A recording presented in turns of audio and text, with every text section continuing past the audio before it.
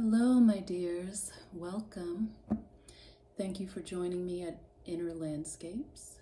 I am an Inner Landscape Practitioner, and I previously, several years ago, did some videos here on YouTube, and I actually have been guided to come back. I felt guided to basically evolve this channel and bring a different sort of content, similar but somewhat shaped differently, the content that I present here. So I am an intuitive astrologer, and give intuitive astrology readings, as well as, and it combines with tarot and oracle divination readings. So to sum it up, on this channel, the revamped channel, you will be getting intuitive astrology readings from me, but also the way I have been guided to come back to this channel, or I should say I felt guided to come back to this channel, is to work more so with children. And I'll explain. So when I say children, I do mean, the youth of our world. And by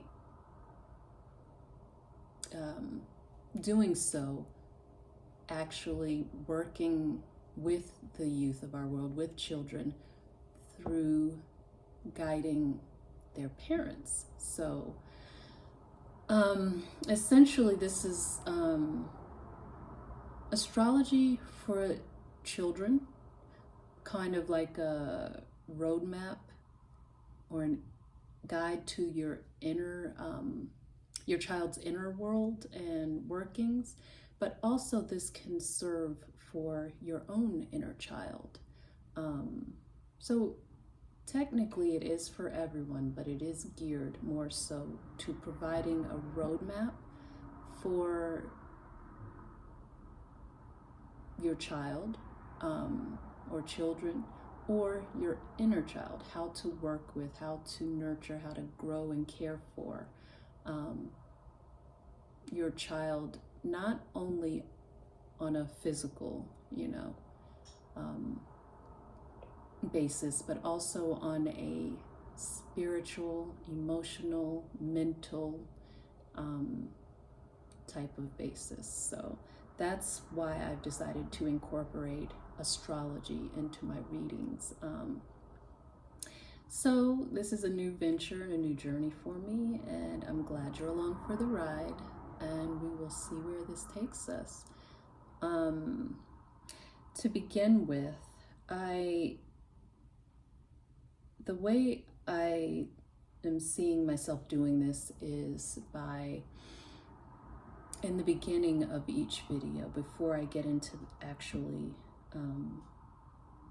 pulling cards for the reading, I will be giving a quick, or as quick as I can, rundown of the aspects and energies from, the planets for the day. And then I will go into the readings, but I'm going to preface that by saying that I laid out a schedule, because the way I plan to do the astrological or give the astrological interpretations is through giving interpretations of sun sign through the houses. So this will take some time. So the way I've broken it down is, for instance, it will take me 2 days to get through all 12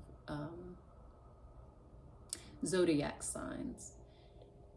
And so I will be doing, for instance, 6 today, and then 6 tomorrow. 6 signs today and 6 signs tomorrow.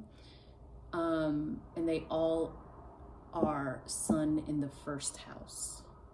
So again, just to kind of recap, today and tomorrow, those readings will be for anyone with the sun sign in the first house. And we'll go from there. So today will be sun sign in the first house of Aries through, I believe it will be Leo. And then tomorrow will be the remainder, Virgo through Pisces, all in the first house. And then the next following 2 days will be the same, sun in each sign for the second house, which will also take me through the following 2 days. So you'll get into it's kind of hard to explain. Hopefully that makes sense to you, but if not, you'll see through the patterns after a few days of my doing these readings. So I would like to go ahead and just dive into it. So for today, January the 23rd, 2023, there are several. It's a pretty busy month. We're in April right now, towards the end of April. And I just want to touch on some of the aspects that we'll all be dealing with. Yes, depending on where these aspects sit in your actual birth chart, but there are some generalities that everybody will likely experience. So that's what I'm going to touch on before I dive into the readings and the cards. But I would like to mention, if these are all of these readings that I'm doing are birth time specific. So if you don't know your birth time, you would do well to guesstimate it as best as you can, because you won't be able to know which house necessarily your sun is in.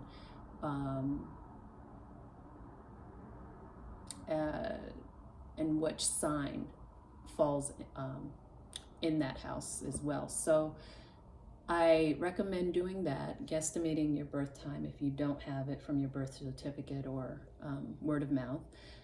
Guesstimate it as best as you can, and you can look up how to do that online. But if you do have your birth time, I recommend going to a site that used to be called Astrodienst. I think it's called astro.com now, and you can get a free birth chart from there, and you'll be able to follow along with these readings. So here we go. All right, so today the sun is in Taurus in the 3rd house. And this is,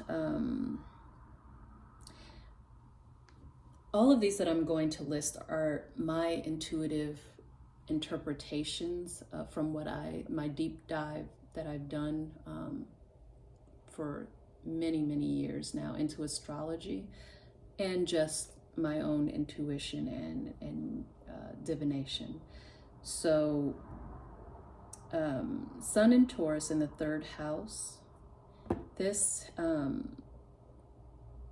has to do with the self-expression, what you're about, and it's powerfully guided by your inner knowing, and is positively aspected today by lessons learned or from setting boundaries, but conflicts with any hidden or any resistance of your self-worth, your security regarding expression of yourself, or your self-worth. So that's one thing to keep in mind for that aspect. The moon is next. The moon in Gemini in the 5th house today highlights a powerful emphasis placed on what you value, what you love, what comforts you, and feels like home, and the need for same, and is positively influenced by the need to heal your wounds through a change of perception. Next is Mercury in Taurus in the 3rd house. This is about quick action on innovative ideas that add to the security of your physical, or in general, the physical, material, and self-worth of yourself or others. Venus in Gemini in the 5th today is about your wound healing.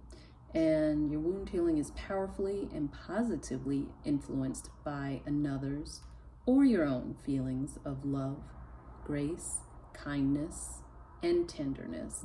But it's in conflict with a raw urge and instinct, either from within yourself or from someone else, that thinks oppositely to how you view yourself, or how you're treating yourself, or how you're being treated with those aspects of love, grace, kindness, and tenderness. It's either coming from within or from someone else that's approaching the subject in an opposite manner. So be on guard, or be mindful of that, and prepare yourself for that accordingly. Okay. Next is Mars in Cancer in the 6th house. This is quick, powerful action and or change that causes emotional or physical dis-ease. And I say that purposely to somewhat separate it from just illness or disease, but more of a dis-ease, not at ease with yourself or with your environment. So quick, powerful action and or change that causes emotional or physical dis-ease or unease, causes stress at home or in your comfort zone. So all of these things these aspects and placements that I'm mentioning for today, or any day that I do this, it's always to be mindful that these are the energies that are at play throughout the day. Doesn't mean that you can't learn to work with them and either improve or negate certain energies. So it's not a sentence. This is an awareness and an attempt to, I guess, arm you with ways to deal with this, and that will come later through the reading part. Okay, next is Jupiter in Aries in the 3rd house, and that's to deal with the expansion of the self, physically or metaphorically. Bold, initiating action regarding global beliefs and faith. So those are 2 different areas that this placement of Jupiter and Aries in the 3rd house. I actually just realized, you're going to have to forgive me and ignore the house placements that I've mentioned previously, and I'll leave that out going forward. I'll just be relaying to you the planet and the sign. So we'll get it together here. This is the first attempt at this, and we'll get into a routine. But so what I'm relaying now, what I'll relay again, is for Jupiter in Aries for today. And this has to do with the expansion of the self, as I mentioned, either physically or metaphorically. And it could have to do with bold, initiating action regarding global or worldly or worldwide beliefs and faith. And I want to go back and touch on the first part of that, expansion of the self, either physically or metaphorically.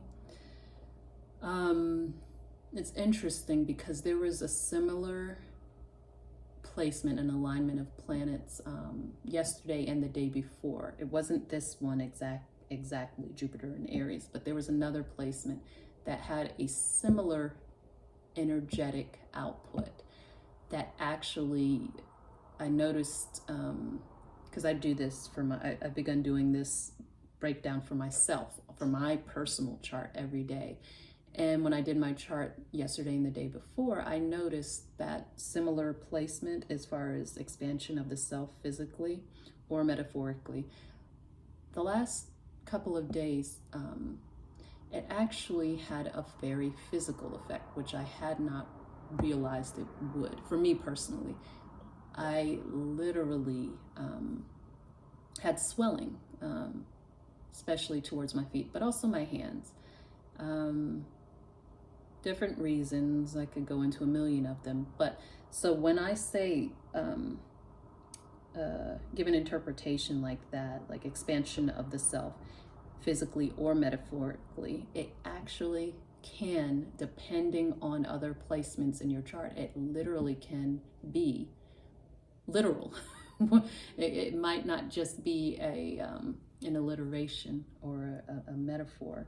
So that could be a possibility for today. You might or already have experienced some sort of physical or metaphorical expansion of yourself. Anyway, so that was an aside.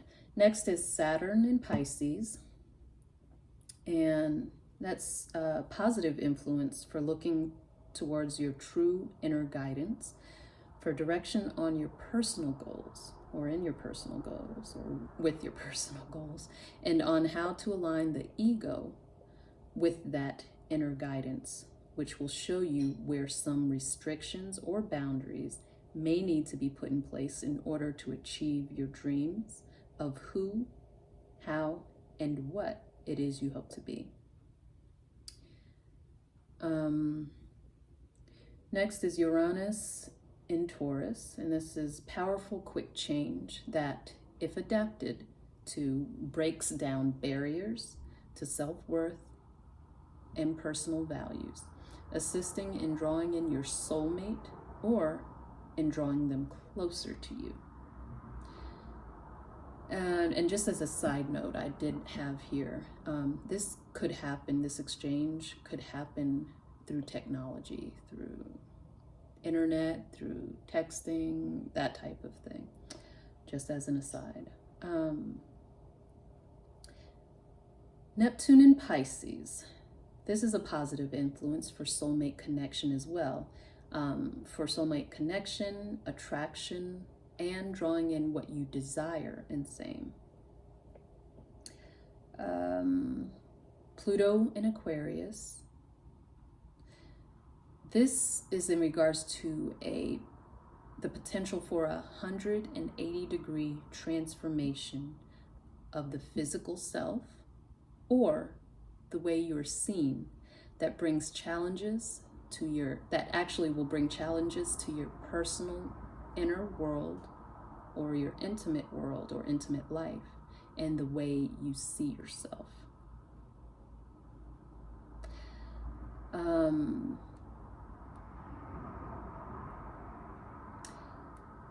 I'll leave that for now. So North Node in Taurus, your North Star guidance in regards to your goals gains direction over your personality or ego, resulting in a look at yourself in honesty, a squaring up with this self, so to speak. All right, Chiron in Aries. Wounds come into the spotlight to be dealt with in order to share the healing work with others in a manner that takes or incorporates the need for love, kindness, tenderness, and other things along those lines. Being loving with the self and with others. Any aggressive action, to the contrary, any aggressive action employed will only bring about more hurt to heal.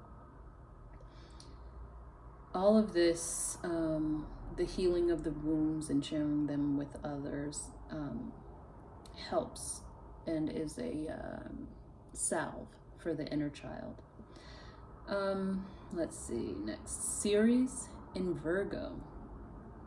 This is about nourishment and care of the bones. So yes, here we're talking about the physical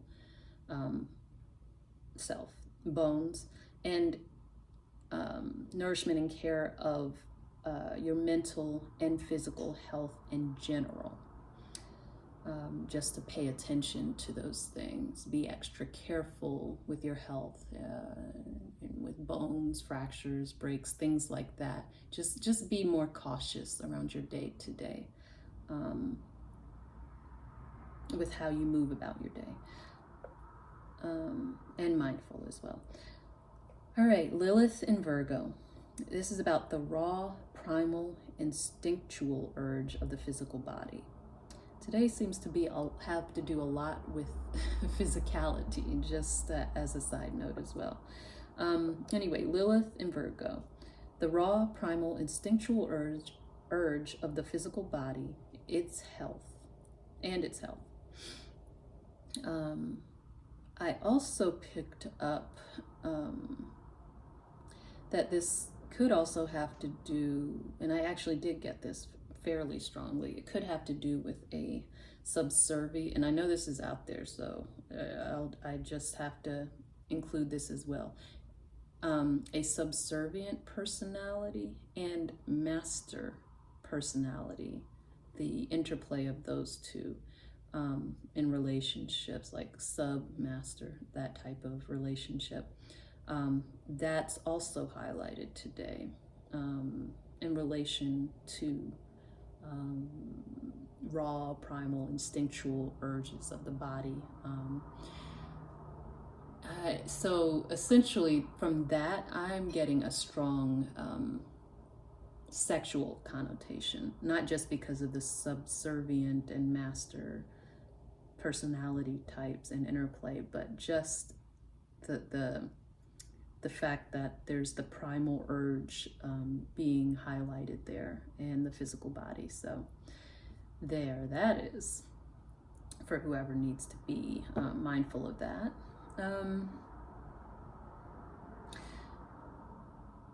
Let's see, Juno in Taurus.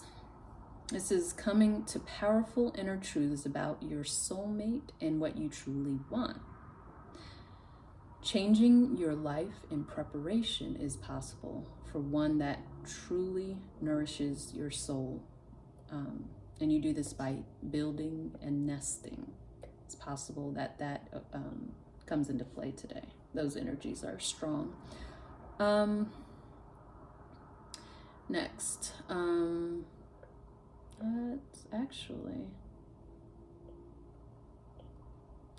that is actually it for the rundown. So now we'll go ahead and get into